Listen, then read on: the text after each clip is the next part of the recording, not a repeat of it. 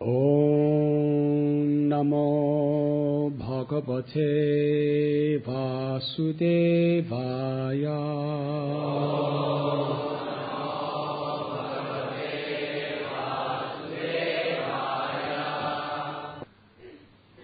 Aradhyatma pradam devam Swatmanam Jagadishwaram Kobranita Gunasparsham Buddhasyan Narakepisyat.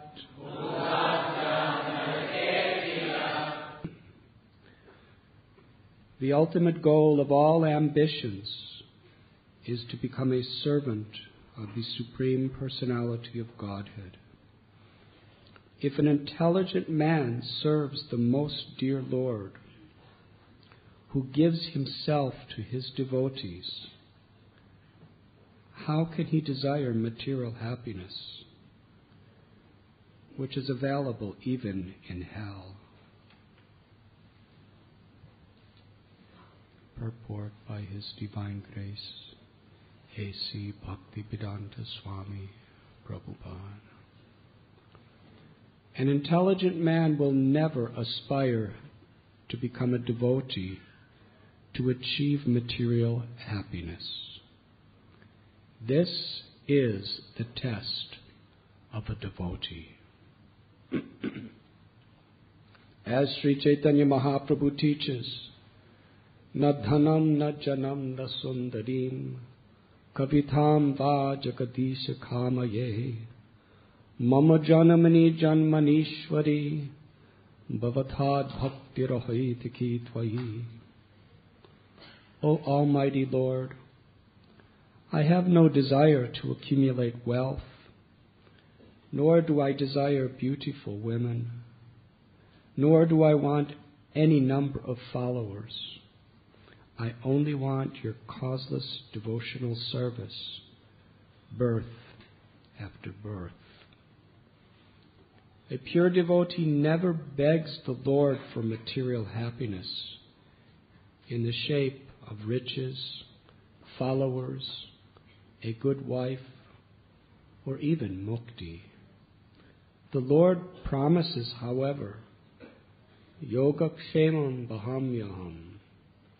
I voluntarily bring everything necessary for my service.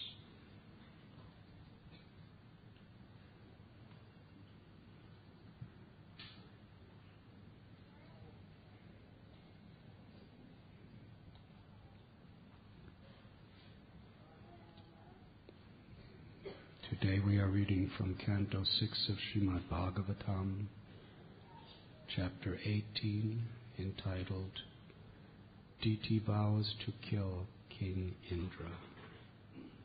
Text 75.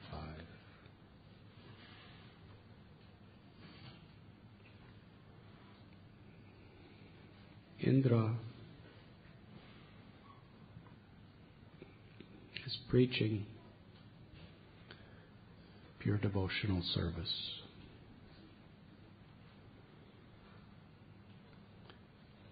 Although, certainly at the time of this particular incident, he is not on this platform.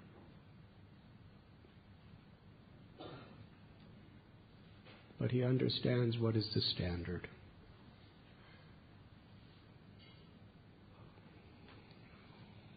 Throughout the Srimad Bhagavatam and other Puranas, we read about the various predicaments that Indra puts himself in due to his attachment to either sense gratification or false pride. The Lord specially uses Indra for this lesson to the world. because of his very exalted position. He has amazing prestige, amazing senses to enjoy, and amazing facilities to enjoy.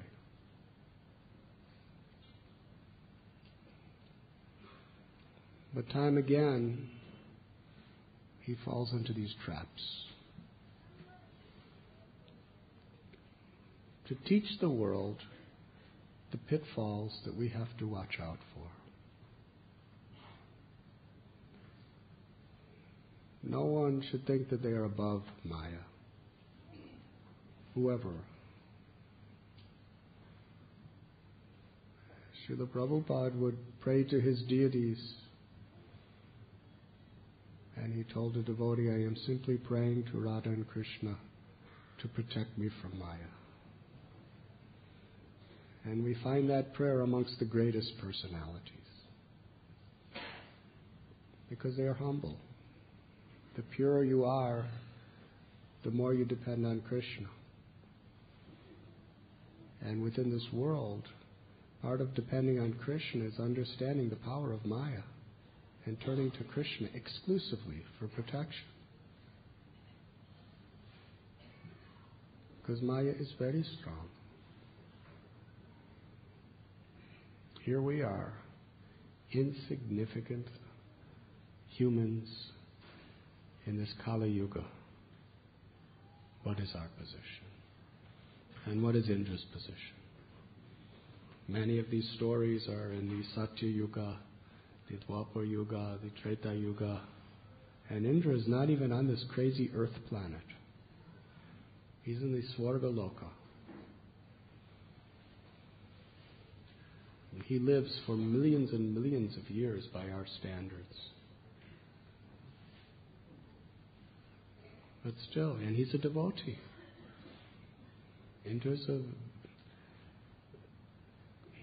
He's a serious devotee.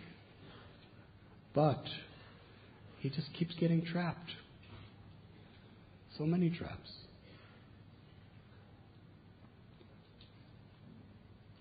Sometimes he's attracted to Gautam Rishi's wife, Ahalya. Huh? Why? He has Sachi, he has all these apsaras in the heavenly planets. Why is he attracted to Ahalya? So much so that he disguises himself as Gautam Rishi to enjoy her. And he thinks he won't get caught because he's in disguise. The demigods are watching.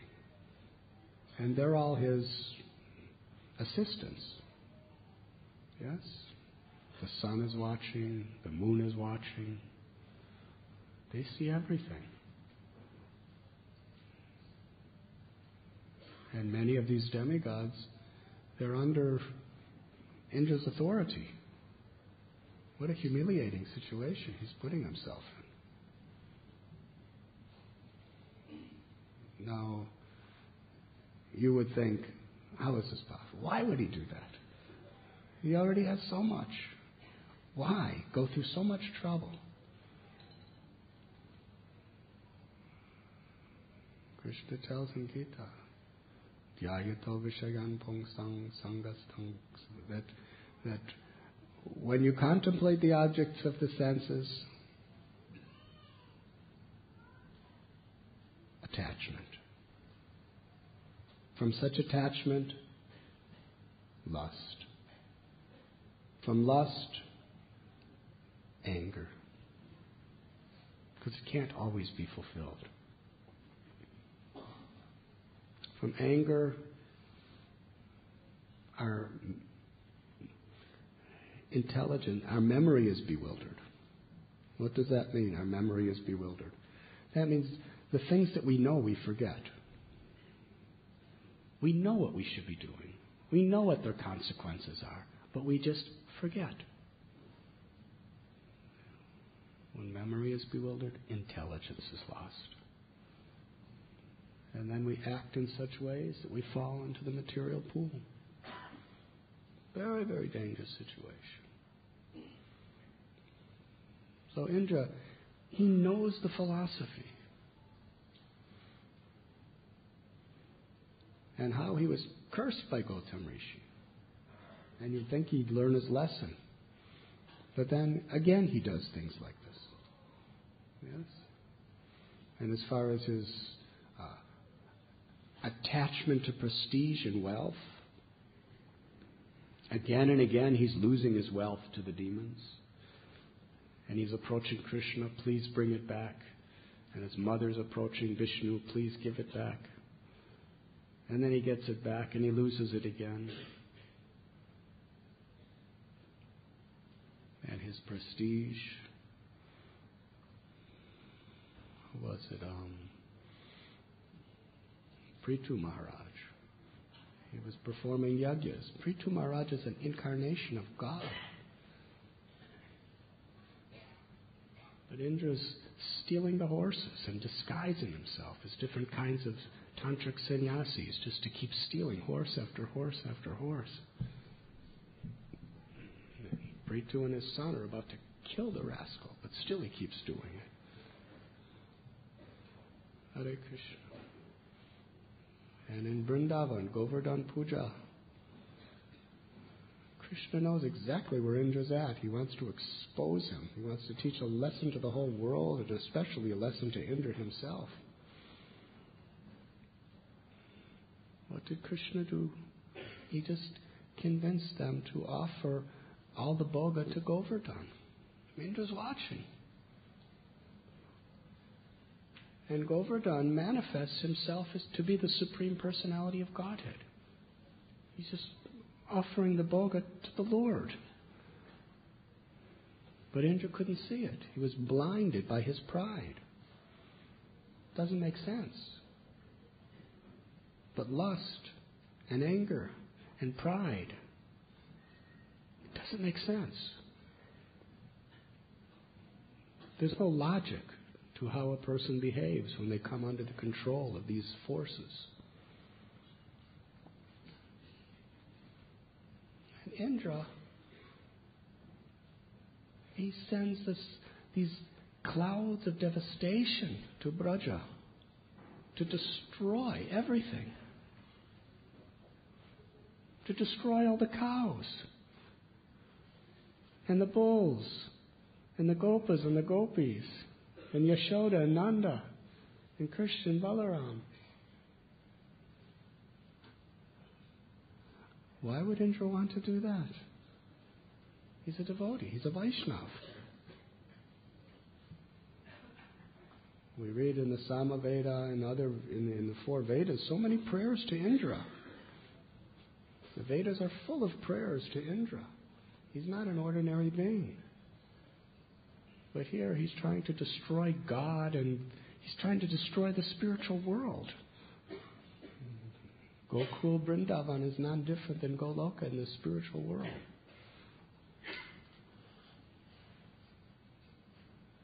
And then Krishna, little 7-year-old boy, lifts the Govardhan hill with the little finger of his left hand and holds it. Now, if that is not obvious to Indra, that Krishna is the Lord of his life, but he was blinded by his pride. He was, for 7 days and 7 nights, he was sending winds trying to blow the mountain off Krishna's little finger. Cyclone winds. The kinds of winds that just create tidal waves, tsunamis, and devastate the universe. Massive rains. It wasn't falling in drops, it was falling in pillars.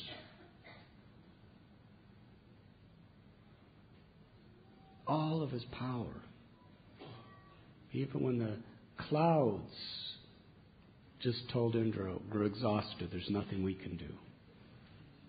He was practically beating them. Work harder, when they just couldn't do anything else. And he attacked himself with all of his powers.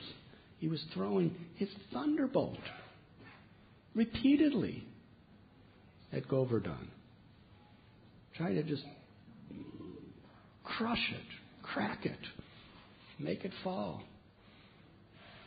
Govardhan was smiling. Thunderbolts. What can a thunderbolt do to Govardhan? It was like flower. He felt it like flowers offering, because under him was Krishna's finger, which was just nourishing him with unlimited bliss.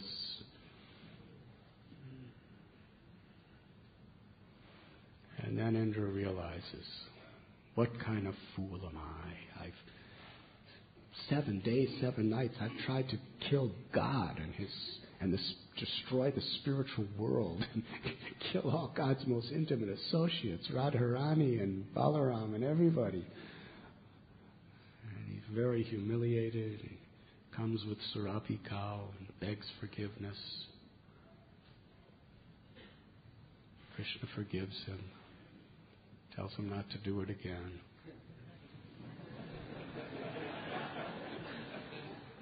But he keeps doing it. And he's a Vaishnav. And that's the amazing thing. He does all these things. And what's in the Puranas and what's in Srimad Bhagavatam, we are only speaking a few little things that Indra has done. Carries on again and again. But yet, whenever Indra is attacked by the demons and he turns to Krishna, Krishna incarnates to save him, despite all his mistakes.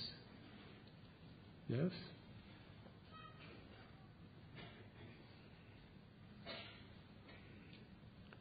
Krishna is so merciful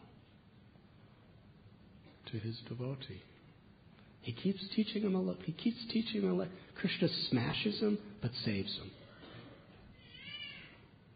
And actually, when Krishna smashes him, he's saving him more than when he apparently saves him. Yes?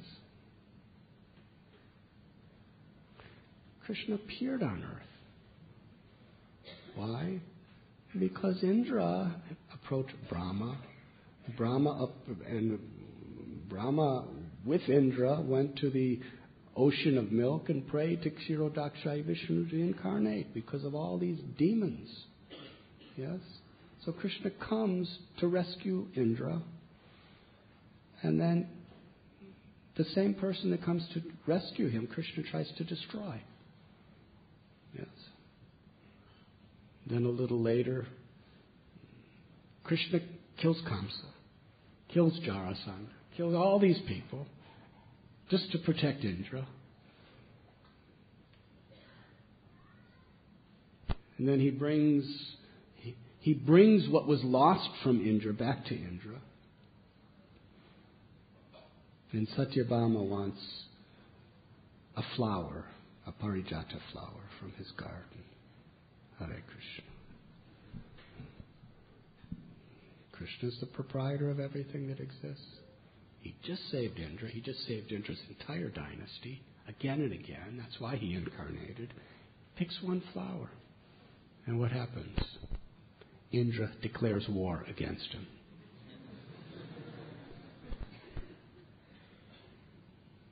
And then there's a fight. And again, Krishna defeats him. And again, Indra's all humiliated and begs forgiveness and says, I'm such a fool.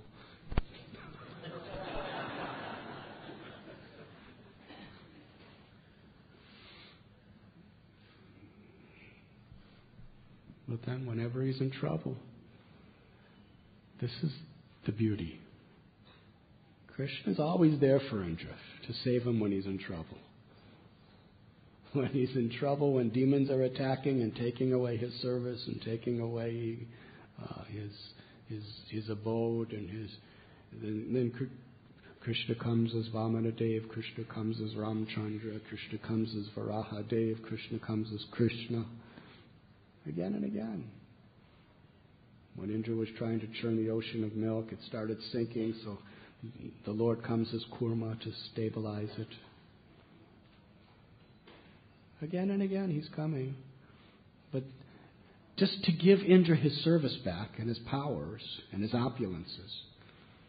But then the same service and the same powers and the same opulences cause him to become infatuated, to think I'm the enjoyer.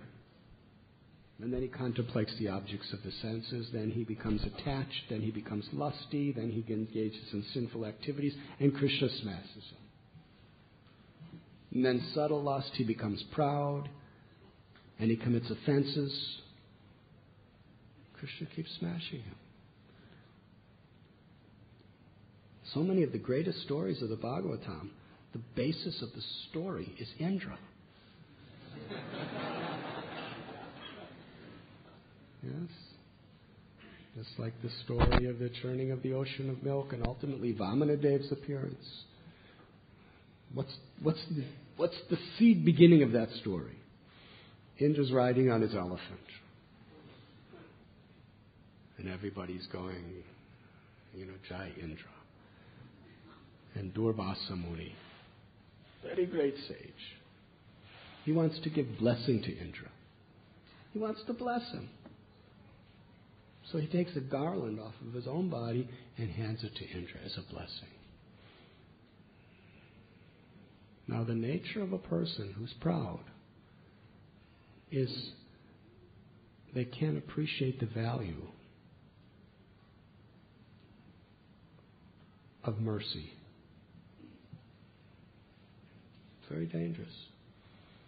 When you're given something, some special mercy, you cannot appreciate the value of it.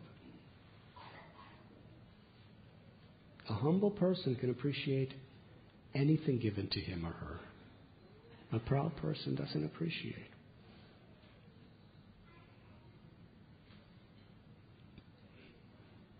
Just like if someone from the West comes to India, they've never gotten a garland in their life. Because garlands, unless you live in Hawaii or something, nobody knows what is a garland. Yes? So you and me, we get garlands all the time. You think, oh, very nice. But somebody from the West, they come, they get a garland. They want to take pictures of themselves with the garland on. And they go back to the West and they tell everybody, do you know what happened when I came off the plane? They put a garland on me. Flowers. It's so important, so meaningful because it's so new. They never had it before. But sometimes when people just keep giving you garlands, it's like, please, just leave me alone. So when you get too much of something, you can't understand its value.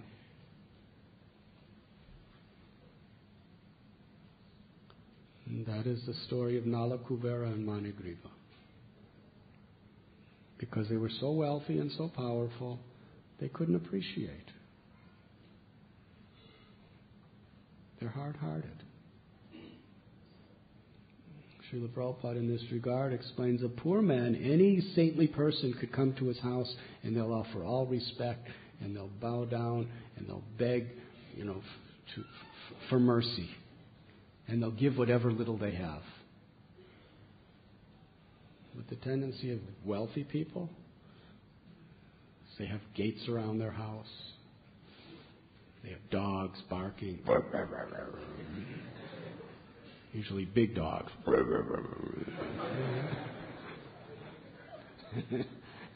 And if somebody comes, what are you doing here? What do you want from me? They can't appreciate. Someone's coming to bless them, they cannot appreciate because of their pride. So this is Indra's condition. Durvasa Muni gives him a garland. Indra was not wanting to offend Durvasa Muni. He was not thinking any negative things toward him. He was just thinking, another garland. So he just threw it on his elephant. And elephants, however great an elephant is, they're still animals, according to Srimad Bhagavatam. So he's a very intelligent elephant. more intelligent than us, but still, he doesn't understand the value of a garland. So he just threw the garland between his legs, the elephant's legs, and just, and the garland got crushed. Rivo. So, Durvas Muni understand what pride. I give him my blessing and he just sees no value to the blessing. Well, maybe he'll take more seriously a curse.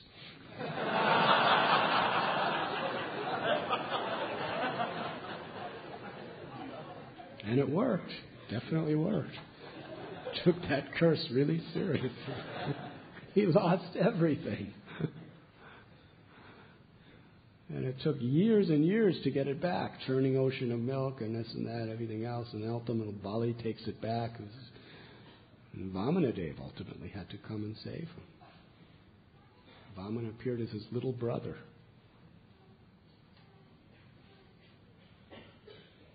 Then the Vritrasura story, yes. What's the beginning of that? Indra's in his assembly, and Sachi's next to him, and everybody is giving him chamara offerings and singing songs. He's the king. The king is supposed to get that kind of worship. But he's not supposed to be infatuated. The king is supposed to understand, I'm only representative of God. I'm taking it on behalf of God. It's not mine. As soon as you think it's yours, you start to fall. His guru, Brihaspati, comes in. And Indra's just so much thinking about himself. He doesn't honor his guru. What happens? He loses everything. Again and again. But still, again and again, Krishna comes to save him. In so many ways. He saves him by rescuing him. He saves him by smashing him. But through it all, Indra understands what the ultimate goal of life is. And here it is very clearly revealed in this particular verse. Although, in this particular story, look at what Indra has just done. And yet he's preaching to her. It's really amazing. It's very interesting, actually. Here is Diti. She's very upset with Indra. Not because he's a demigod, but because he's so attached to sense gratification. And he's always falling into Maya. So for his sense gratification, he called Vishnu to kill his sons. Hiranyakashipu, Hiranyaksha. Very interesting. We discussed this yesterday.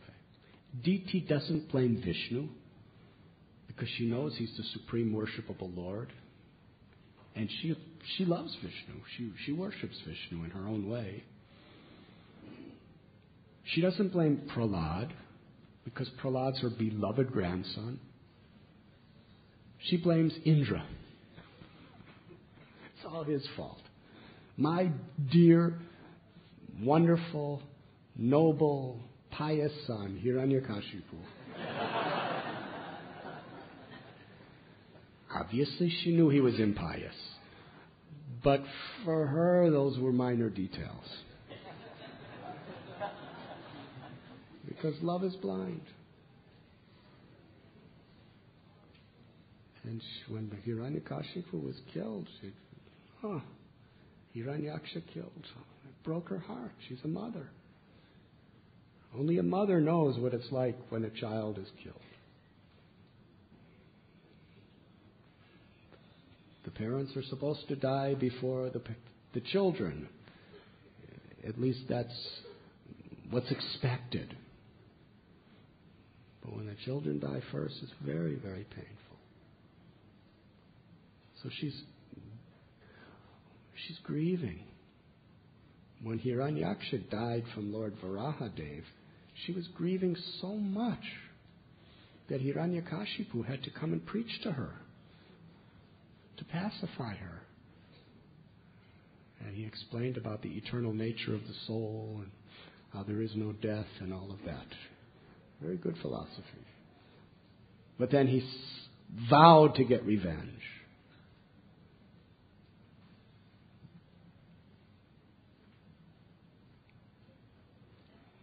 So Diti, she couldn't blame Prahlad because he was absolutely faultless. But she could blame Indra because he was full of faults. Prahlad did not call Narasimhadev to kill Hiranyakashipu. Prahlad was always respectful, well-wisher of Hiranyakashipu. It was Indra who wanted him dead. Yes. In fact, Indra wanted Prahlad dead. Narada Muni had to come and rescue him. So Diti's very disturbed. And she's performing a yajna to have a child to kill Indra. Now Prahlad, what would he have done? He would have just chanted Hare Krishna. If Krishna wants to save me, he will save me. If Krishna wants to kill me, then it's the right time for me to die. What is the problem? Well, what does Indra do? He disguises himself and starts doing obedient service to Diti. Just so that when she's the slightest bit inattentive in her execution of the sacrifice, he could move in to kill the child in the womb. I hate to say it because Indra's a Vaishnav, but he was an abortionist. Literally.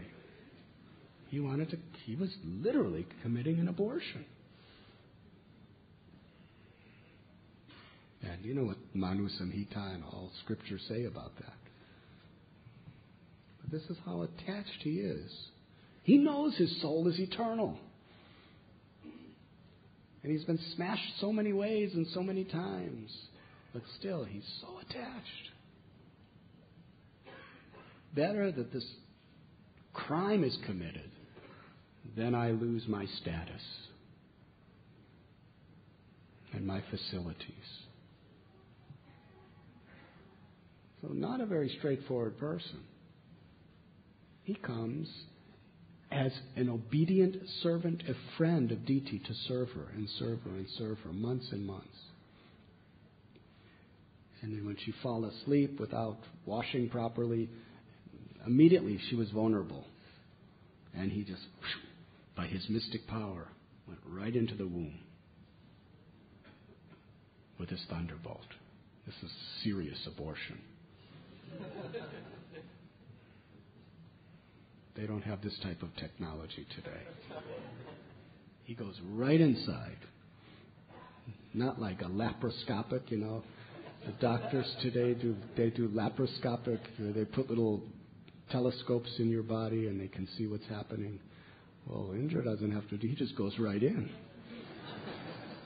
He just goes right in to make sure that the surgery is complete.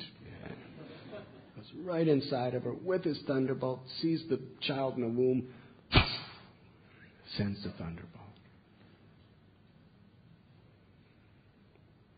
And he wanted to be thorough. He didn't cut the baby in half, which is probably what a normal abortionist would do. He cut it in 7 pieces. Yes? And then all 7 pieces became babies. Then he cut all 7 into 7. There were 49 pieces, and each one became a living baby. And then Indra was about to throw another thunderbolt. And the children said, "We're devotees. Why are you doing this? We're your friends. We're not going to hurt you." So that Indra says, oh, then come out. So now he becomes the expert gynecologist.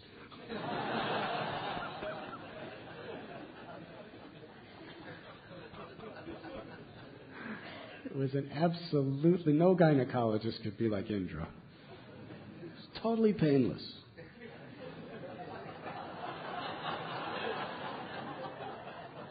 No labor pains. And what is that called where they cut you open and take it out? Yeah, something like that. He didn't have to do that. He didn't have to use his thunderbolt to cut her open and then get all the kids come out. Nothing like that. It was so painless that DT just took a nap. And she was like, and then she woke up and she sees Indra sitting there with 49 children.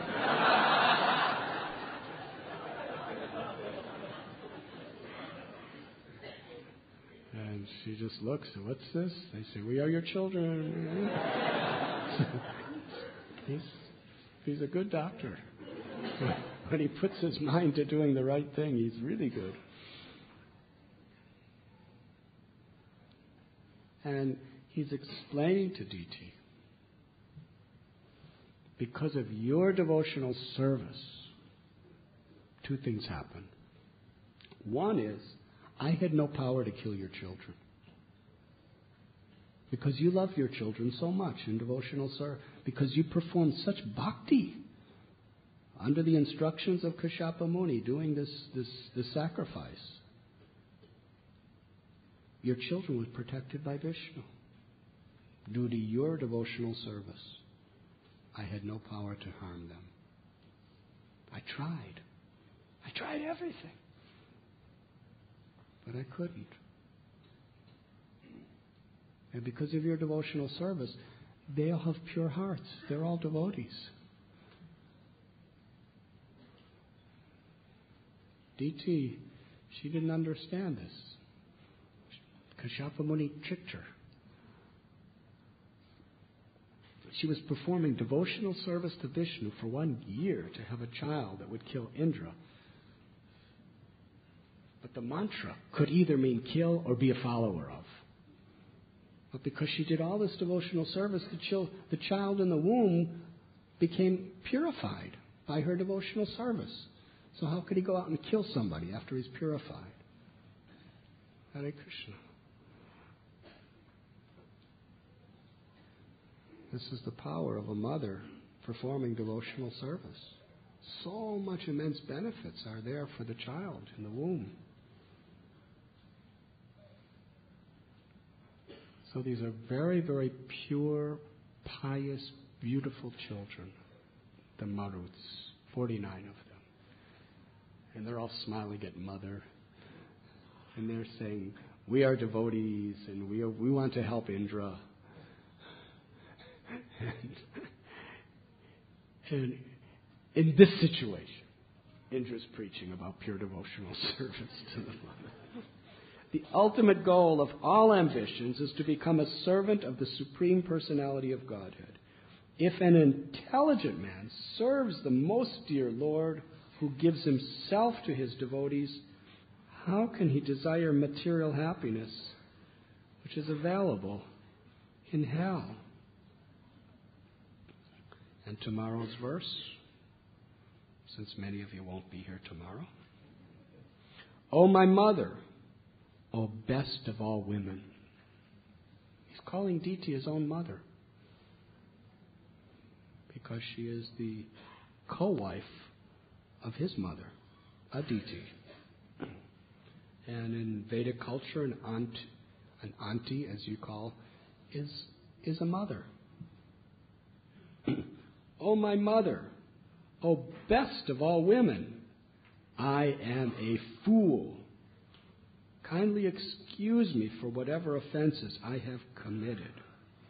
Your 49 sons have been born unhurt because of your devotional service. As an enemy, I cut them to pieces. But because of your devotional service, they did not die. Shukadev Goswami continued, Diti was extremely satisfied by Indra's good behavior. Then Indra offered his respects to his aunt with profuse obeisances, and with her permission he went away to the heavenly planets with his brothers, the Maruts.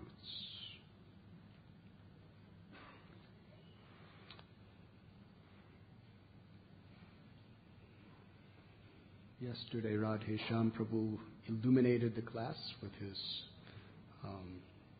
veiled instruction in the name of a question. That if we do not have this pure desire for devotional service, if we still have material desires, if we still want God to give us material things, we should practice devotional service, but a sincere devotee, an actual Vaishnava according to this purport, is one who will not pray to God, give me those things. But an actual Vaishnava is one who will pray to Krishna, please take away that desire.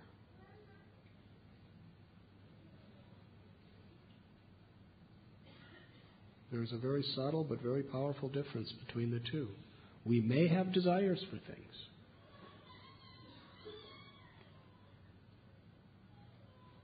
An insincere devotee asks God, fulfill that desire. A sincere devotee understands this desire is very powerful. Please, Krishna, take away the desire. Make me pure. I may not be pure, but please make me pure.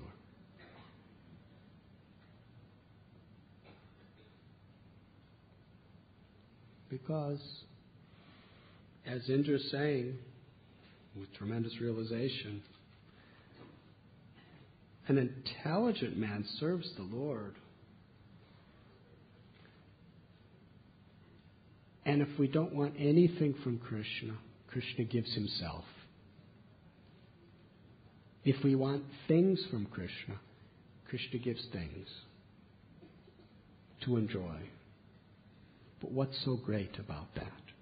Indra says, material happiness is even available in hell. If there wasn't any material happiness in hell, there wouldn't be so much suffering. In this world, you get a little happiness and a lot of suffering. In hell, you get a lot less happiness, but a lot more suffering. But the reason the suffering is so bad is because of the attachment to the happiness. That's what gives spice to suffering. It's like Indians like spice. Some of our brahmacharis, you take spice out of the food and they don't know what to do. But that's what gives a certain spice to suffering, is material happiness. We get it, we enjoy it, we become attached to it, and then, oh, how bad it is. When you have the happiness of loving someone, and then that person either leaves you or is taken away by the power of destiny, how much pain it is. The story of Chitraketu is all about that. To the degree you're attached to getting happiness from something, to that degree that thing can cause you the most pain. Indra loses his intelligence and acts in abominable ways when the things that are giving him happiness appear to be taken away. They're about to be taken away, or they have been taken away. Suffering.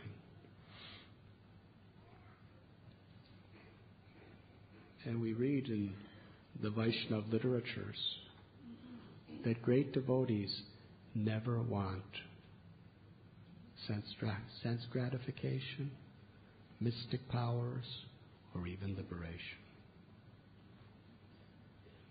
They always ask for the same benediction, simply devotional service to the Lord. Prahlad Maharaj, he was offered any benediction. What did he want? He said, as long as anybody's in this world in forgetfulness of you, let me come and suffer in this world and take birth to try to help them. How many of you would ask for that? I don't mind coming back forever. As long as someone's in ignorance, forgetful, let me come back, suffer whatever I have to do to help that person to go back to your loving service. And my father, he tried to kill me. He hated me. Give him liberation. Prahlad asked for nothing for himself. All his desires were for the welfare of others. Why? Because that's what pleases Krishna. To live for others pleases Krishna. Haridas Thakur beaten in 22 marketplaces. Unbelievable. He's not praying even for protection. He's only praying, please forgive them.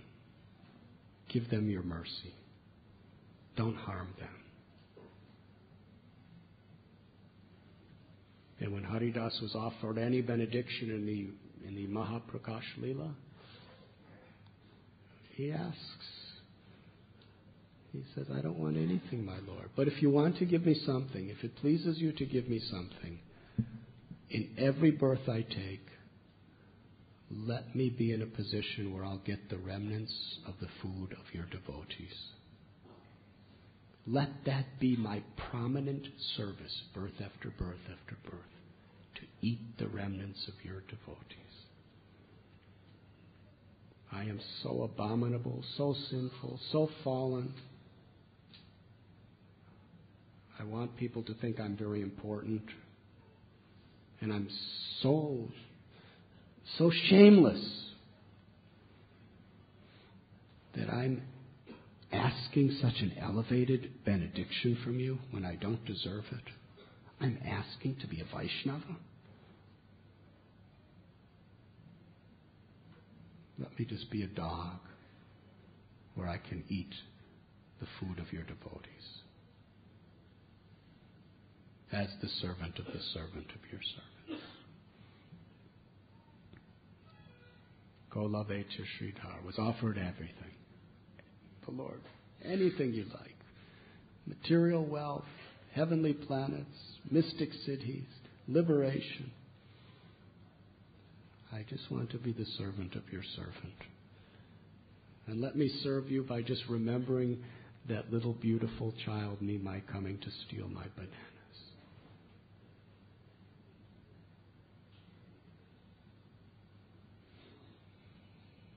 Vasudev Dutt. Burning, one desire, he said. For a long time I've had this desire. I have no other desire, nothing else.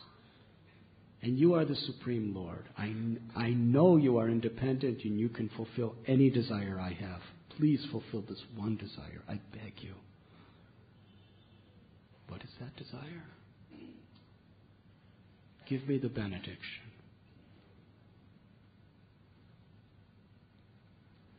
You see, my Lord, when I see people suffering in this world, it breaks my heart.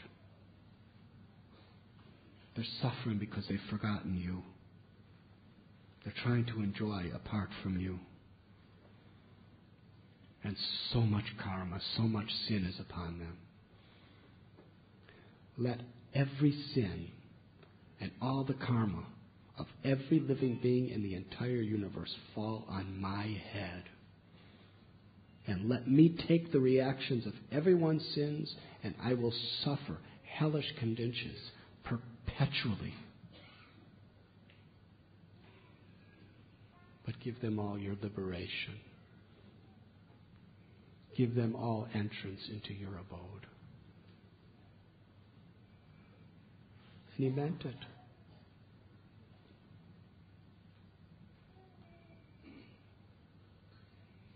How is this possible? To us, this is so extreme. How could anyone ask for such a thing and mean it?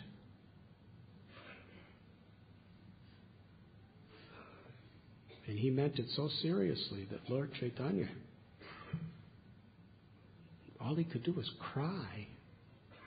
The Supreme Personality of Godhead cried. Couldn't even speak. He was so emotionally moved by the compassion of Vasudeva Dutt. This is all you want? In response, Lord Chaitanya glorified Vasudeva Dutt as if he had 1,000 mouths. Such a great soul. Now, when the Lord speaks your glories as if he has 1,000 mouths, he is really pleased with you. That is the purpose. To please Krishna. Lord Shiva says in the 8th canto that there is no service that pleases Krishna greater than accepting inconveniences and sacrifices and difficulties for the welfare of others.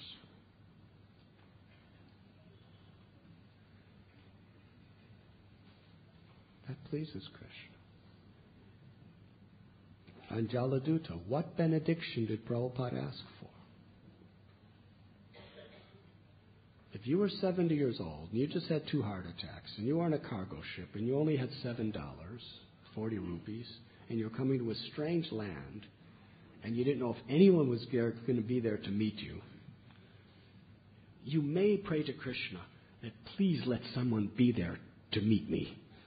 Otherwise, what am I going to do? Where am I going to go? In America? Hare Krishna. Not like in a nice modern airport he arrived. The docks, just dirty. All these, union dock workers just loading and unloading huge crates. Really rough people. That's where he came out. Just walked down this little rope ladder from the boat off the ramp, and he just starts walking. It's in the middle of the night, I think. He's just walking. Didn't know where to go, what to do. He didn't pray to Krishna, let someone be there, restore my health. Yogakshemam vahamyaham. If Krishna wants to do that, we don't have to ask for it. Krishna supplies what a devotee needs for his service. Therefore, Prabhupada didn't ask for that. He only asked, make me an instrument of your mercy. Give me speak through me to reach their hearts. Let me be your puppet to rescue these fallen souls. That's Vasudeva Dutt's mood. That's Prahlad Maharaj's mood. That is the mood of the great souls. Thakur Narottam was a king. He's cleaning the stool and urine of his guru. And not only, the guru refused to accept him as a disciple too. That's the feature part of the story. He was rejected by his guru. He wasn't his guru. He asked for initiation, and Lokanath Goswami says, I will never initiate you. I cannot initiate you. Go somewhere else. I cannot. I'm not qualified, and I'm not in the right state of mind. So there was no formal connection there. But Narottam Das Thakur just had such reverence for him as a Vaishnava and in his heart of heart considered him his guru, whether he accepted him or not, whether there was any formal initiation or not. To such an extent, he was secretly going to clean his guru's urine and stool where he would go every day. And there was the only person who knew he was doing that was Krishna. Nobody else knew. He wasn't advertising. He wasn't putting it on internet that I am cleaning Gurudev's stool every day. Pray for me.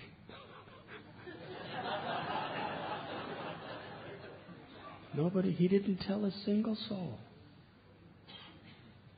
He didn't even tell his guru. He was just content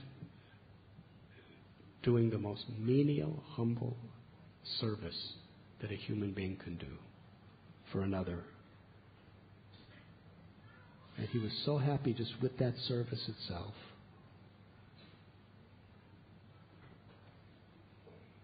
Lokanath Goswami had to hide and discover him. Why are you doing this? Narottam Das Thakur. He said, I gave up all this wealth, material wealth. And in return I have got the greatest wealth. Service, servant of the servant of the servant. That is the greatest wealth. That is what I have achieved. What Indra says is the happiness available in hell. I gave all that up to the happiness of the spiritual world. Servant of the servant of the servant. Most menial servant of the servant of the servant. Internally, Narottam Das Thakur knew that Krishna was pleased with what he was doing. Although no one else on earth knew what he did. Ultimately, that's all that matters. So we're pleasing Krishna.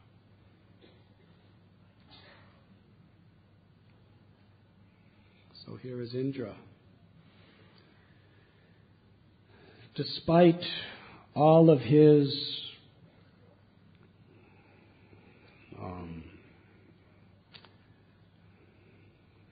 habits, his conditionings, and despite his whole history, Indra knows what is of real value. He knows what real wealth is. To be the servant of the servant of the servant. And although he gets smashed every time he wants anything else,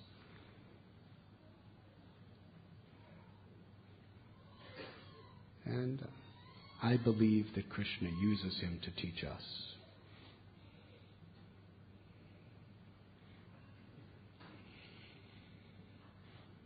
But he knows. So in whatever condition we may be, one of the great blessings of the Krishna consciousness movement is we know. However fallen we may be, and devotees sometimes can become quite fallen. We have seen, and do even horrible things, which is abominable. But one thing is, they know.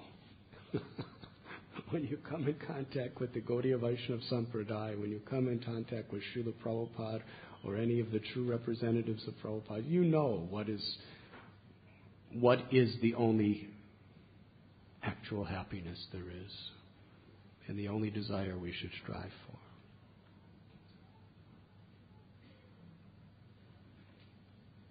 And that is why Prabhupada, he would not compromise. He was very, very lenient to let people come according to their own sincerity and level and forgive people who did sins and everything. But the principle he would never compromise. That Only undivided, pure devotional service is our goal in life. If we compromise the principle, it's impossible to ever approach it. But Indra understands the principle. And he's so lucky. Despite all this stuff, when Lord Chaitanya Mahaprabhu appeared, he was going to Navadvip and worshipping Lord Chaitanya secretly. Because he understands, he knows. So we should be striving and praying to Krishna, please take away everything from my heart that impedes my progress in loving you with a pure heart. Nadanam najanam na sundarim kavitam vajagadishakam. Mama janmani janmanishwari bhavatad bhaktirohaiti kidvai. Is there any questions?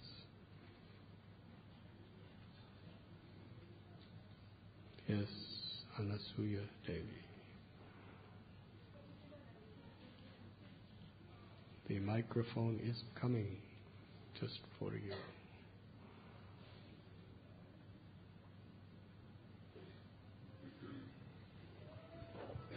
In this particular incident, Indra has behaved in a very vicious, his mentality was very evil. His desires were themselves were very evil and vicious, and yet he has got away with everything, and he has got followers and maruts, and he has gone back to he's been pardoned for whatever he has done. So, and you just said that with every, Krishna tries to teach us in every incident of Indra. I fail to get what this incident is actually teaching us from Indra. Okay, Aditi has forgiven him. Aditi's prayers, we can understand that she has done prayers. She has done so much of yagya, and she has, her sons have benefited and she has benefited. But how do we understand from Indra's behavior from this incident, Maharaj? We understand how Diti was protected and how Diti's children were protected because she was following Kashyapa Muni's instructions to worship Krishna. And not only that, but even Indra was transformed by her association. He realized what a complete fool he was. He realized that he had no power to harm these children because they were protected by the prayers of his mother, who was protected by Krishna. So he's not just speaking politely that I'm a fool. He really understood that he was a fool. And he understood the greatness of Diti because of her devotional service. So he was transformed, at least for the time being. He was transformed through the situation. He realized her greatness, he realized Krishna's greatness, and he realized his own stupidity.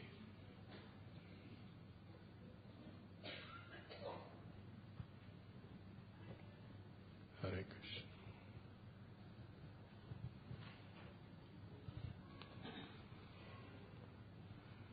One more question, Brajavihari Prabhu.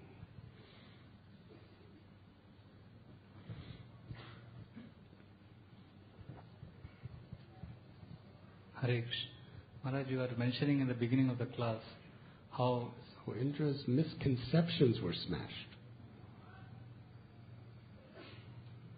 Yes. You are mentioning in the beginning of the class how nobody should think that we are above Maya. Maya is very tricky. And we often hear devotees say that one way we can be protected from Maya is always follow authorities, spiritual authorities. And we have also heard from some devotees that one phrase which many people ascribe to Prabhupada used this phrase also, that a devotee should be independently thoughtful. So I was just thinking exactly what do we mean by this, and how is it different from, how is independently thoughtful is different from acting independently or not following authorities? You already know the answer. But for the sake of strictness, you are asking.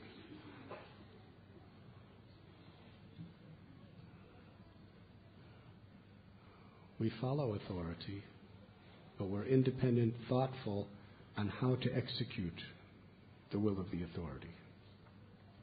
We're not independent, thoughtful of whether we should execute the will of the authority.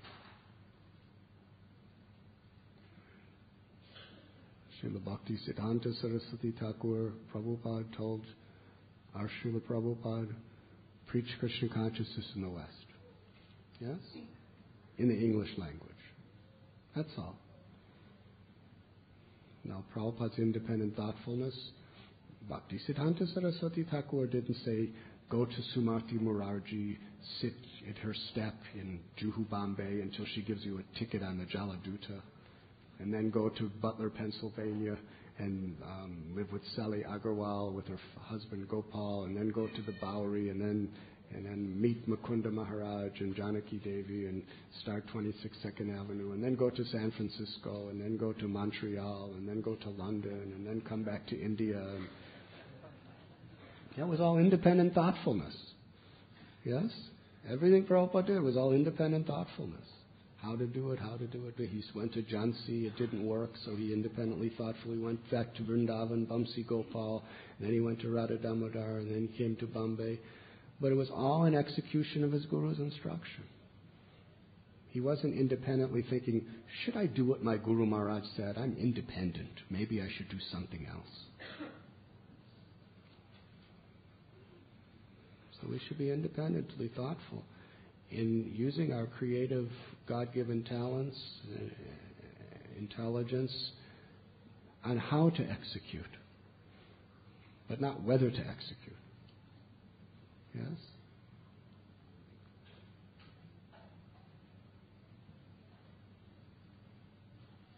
If you're asked to go to colleges and preach, there's so many ways you can go to the colleges and preach.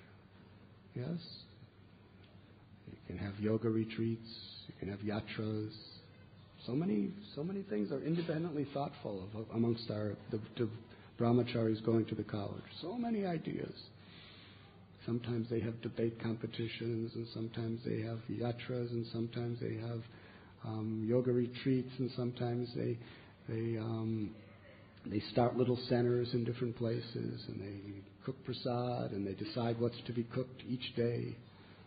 Yes. Sometimes dosas and idlis. Sometimes pizza. It's all independent, thoughtful. But it's not that, well, I'm supposed to do college preaching, so I'm going to,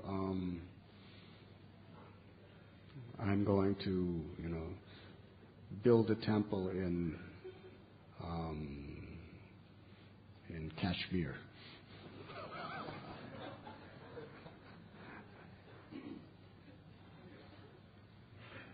Of course, if you're told to build a temple in Kashmir, then there'll be a lot of opportunities for independent thinking.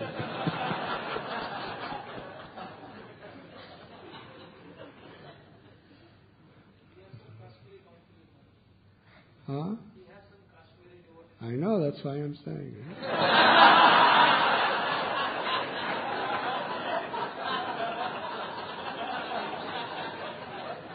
But I didn't say you should do it. I said if you're told to do it. Govinda's the one who usually tells, so you should be very nice to him. Govinda Prabhu. So independent. Prabhupada wanted us to be independent thinking. He wanted us to not to be robots, but it should be in pursuance of the instructions of the authorities. That's the difference between philosophical speculation and mental speculation. Philosophical speculation is Krishna is God, so let me try to understand deeper and deeper and deeper how he's God. Mental speculation is let me try to figure out whether he actually is God or not. There's a difference.